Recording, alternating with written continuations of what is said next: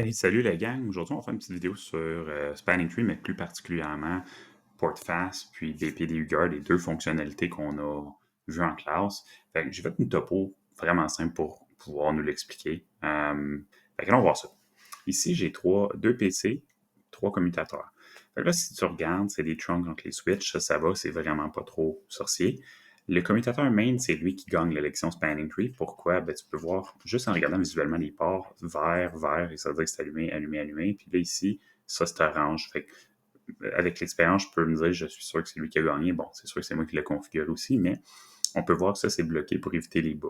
Mais ça fait du sens parce que la switch main, c'est elle qui est configurée pour mener vers l'Internet. Fait que PC1 veut se rendre à l'Internet, il monte ici, il s'en va à gauche, il s'en va à l'Internet, c'est logique. PC2 monte à switch 2, monte en haut, s'en va à l'Internet. Puis le câble entre les switch 1 et 2 qui sont secondaires, du point de vue de la topo, il est bloqué jusqu'à ce que il y a une panne. Si ce câble tombe en panne, boum, on passe par là, qu'on peut monter en haut, ou l'inverse aussi est vrai. Fait ça veut juste dire que ma topologie est efficace en ce moment du point de vue de où est-ce qu'on veut aller. On veut se rendre par la main pour aller vers l'Internet. Ça fait du sens. Fait que là, j'ai deux PC. Puis pourquoi PortFast? Pourquoi BPDU Guard? En ce moment, mes PC sont configurés en mode DHCP. Comme tu peux voir, ils ont une adresse IP dynamique. Puis là, imagine des téléphones Voice over IP ou d'autres technologies qui nécessitent une adresse IP DHCP. Rappelle-toi DHCP. Tu allumes ton PC, puis là, ton PC envoie une requête, ça peut prendre un peu de temps avant qu'il reçoive une réponse, puis là, il obtient son adresse IP. Si on n'aurait pas PortFast, voici ce qui arrive, mettons qu'il y a une panne ou que je branche un nouveau PC. Puis il y a des technologies qui ont besoin d'avoir une adresse rapidement, sinon ils ne marcheront pas. Un PC est assez intelligent pour redemander une adresse dans 5, 10, 15, 30 secondes, peu importe. Puis ça prend du temps aussi à allumer un PC. Tu allumes un PC, ça y prend 30 secondes pour s'allumer, être dans Windows. Fait que c'est pas grave si ça prend 30 secondes pour Spanning Tree de faire son travail. Mais mettons que mon ordi est allumé, tout est prêt, puis là je le branche. Là, regarde bien qu'est-ce qui va se passer. Là, mon PC en ce moment, il n'y a plus d'IP. Là. OK, mettons, là, je le mets comme ça, là, ça va dire qu'il n'y a plus d'adresse. Puis là, je le branche, prêt à commencer à travailler, blablabla, la vie est belle, F03. Puis là, regarde, la lumière est orange, le port il n'est pas allumé, ça va prendre comme 30 secondes. Puis là, je m'en vais en mode DHCP, j'essaie d'obtenir une adresse. Puis voyons, si j'ai pas d'adresse, c'est long, il faut que j'attende. Puis là, je le laisse en temps réel. Là. J'attends, puis 30 secondes plus tard, je vais avancer le temps, boum, la lumière tombe verte, puis là, si je remets en mode DHCP, je vais obtenir une adresse. C'est long, là. Imagine-toi, tu es sur le Wi-Fi où tu as des centaines de milliers d'employés. À chaque fois qu'ils se branchent le matin, qu'ils allument leur ordi, il faut que Spanning Tree fasse son travail. C'est complètement farfelu d'attendre 30 secondes. J'ai-tu besoin de faire ça pour un port en mode accès? Non. Fait que PortFast, comment qu'on configure ça, puis qu'est-ce que ça change? Super simple. Si je m'envoie sur la switch 1, label, quantité, interface F0/3. Fait que là, je suis sur le port F0/3. Tout ce que j'ai à faire, c'est Spanning Tree. Et là, tu peux voir, j'ai les différentes options. Je vais mettre Port Fast. OK. Puis, that's it.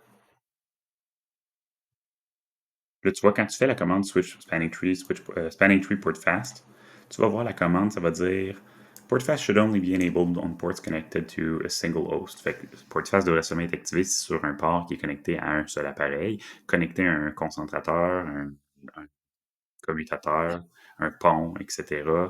Quand on est en mode port fast, peut créer des boucles, puis générer ensuite de ça des tempêtes de diffusion. Fait que port fast a été configuré, mais va seulement avoir effet ou prendre effet si le port n'est pas en mode trunk. Ça fait du sens. Fait que là, qu'est-ce que ça change, ça?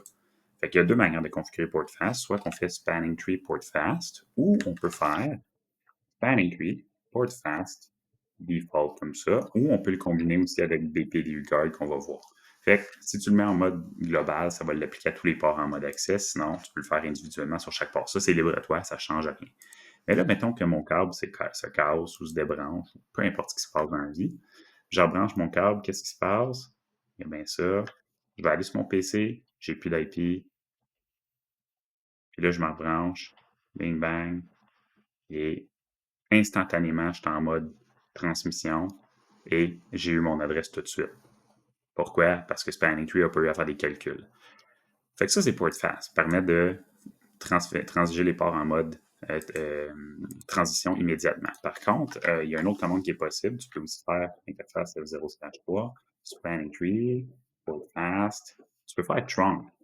Fait que dire, tu veux que ça soit activé même en mode trunking. Est-ce que c'est une bonne idée? Vraiment pas. Mais tu pourrais le faire. Fais-le pas. Tu pourrais. Cisco, ils veulent juste te tenter. Okay? Je t'agace. On va en reparler plus tard peut-être. Mais euh, pourquoi est-ce que je veux pas juste activer de port fast? Fait que là, port fast, je pense que ça va, c'est clair. Deuxième partie, BPDU Guard.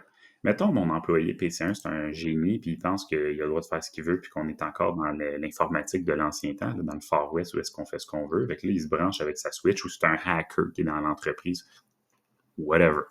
Puis là, le PC, il branche ça à sa Switch poubelle, là, moi je l'appelle. Puis là, ben, la Switch poubelle est ici.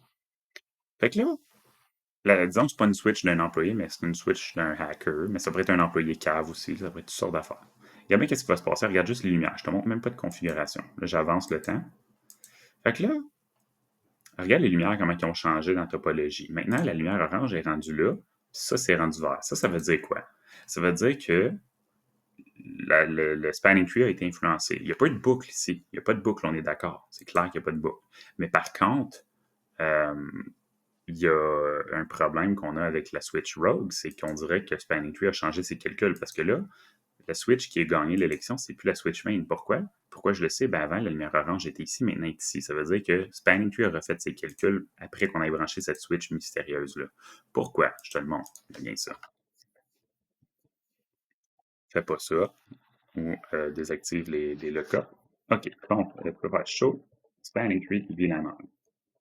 Fait que là, tu peux voir que Root ID, Bridge ID ici, sa priorité c'est 28 672, fait que c'est pas lui le root. Bridge, priority c'est 1 pour le root bridge. C'est qui ça? 1. On va aller voir la nouvelle switch mystérieuse. Enable, show, spanning tree, VLAN 1. Là, regardons qu'est-ce qui se passe ici. Root 1, bridge priority 1, this bridge is the root. Ça va le dire ici, regarde, this bridge is the root.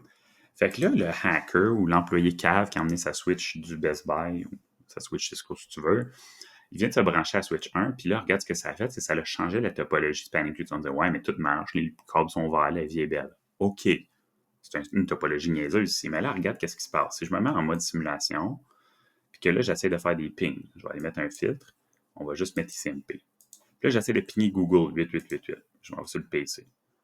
Fait que là, du point de vue du PC1, la vie est belle, c'est pas trop compliqué, ça fait du sens. OK? Regarde. PC1, lui, on est chanceux à cause que l'élection a eu lieu, puis que c'est le Switch Rogue qui gagne, le ping passe par la gauche, ça s'en va à l'Internet, ça revient, la vie est belle. Ça, c'est cool, c'est pas trop compliqué, c'est logique. Mais là, regarde qu'est-ce qui arrive quand c'est le PC2 qui envoie son ping. OK?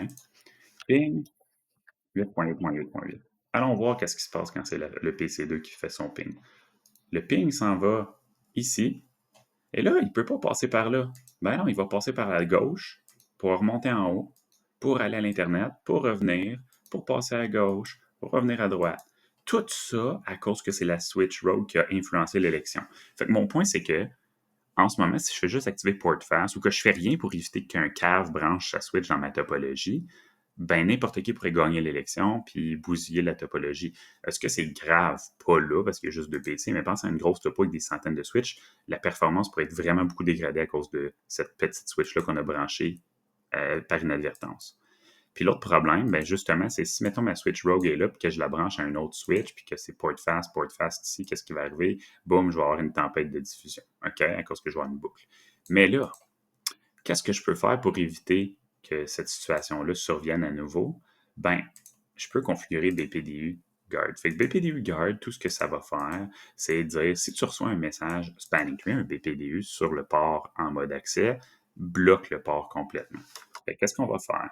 Je suis sur le port F03 en ce moment, OK, de la Switch 1. Je vais faire Spanning Tree, BPDU, Enable, BPDU Guard Enable. En faisant ça, regarde bien qu'est-ce qui va se passer. Boom! Le port s'est désactivé. Puis là, regarde, Spanning Tree a refait ses calculs parce que là, la Switch Rogue n'est plus là. Et c'est la Switch Main qui est revenue, la Switch principale. Puis là, le PC1, il va nous appeler, ou l'employé connecté au PC1 va nous appeler pour se plaindre qu'il n'y a pas d'Internet. Puis là, on va aller voir. Puis on va dire, hey, qu'est-ce que tu fais à avoir branché ta Switch, gros cave? Puis bon, ainsi de suite. Je pense que tu as compris le principe. Fait que BPDU Guard, ça sert à deux choses. Premièrement, éviter que quelqu'un puisse brancher une Switch sur un port en mode accès ou sur un port qu'on a configuré en mode accès. Puis, euh, désactiver le port en cas que quelqu'un se branche dessus. Et, troisièmement, éviter les boucles ou les tempêtes de diffusion si jamais quelqu'un branche par inadvertance une Switch comme la Switch Rogue ici, puis qui créerait une boucle en branchant ailleurs. Fait il faut que tu actives les deux en même temps, c'est ça mon point. Fait que si tu actives PortFast, ce que tu devrais faire, tu devrais toujours activer euh, PPDU Guard en même temps. Les deux vont ensemble. Fait que notre nouvelle topologie ou une nouvelle configuration de base, à chaque fois qu'on va faire des topologies à partir de maintenant, gang, sur tes switches en mode accès ou sur tes switches, toutes les ports en mode accès, port fast, puis BPDU Guard Enable. Fait que si tu veux, pour récapituler, si je vais le faire sur la Switch 2, à la place de le configurer port par port ou un par un, ce que je peux faire, c'est confier. Et là, je peux faire soit en mode global, en mode configuration globale, spanning tree port fast, BP des UGuard default. Ça va l'activer par défaut sur tous les ports en mode accès, comme ça ici. Fait que that's it, gang, pour la vidéo d'aujourd'hui. J'espère que ça donne un petit coup de pouce. Laisse-moi un like, laisse-moi un commentaire si jamais il y a des trucs que tu as aimé ou pas. Puis on se retrouve dans une prochaine vidéo. Salut!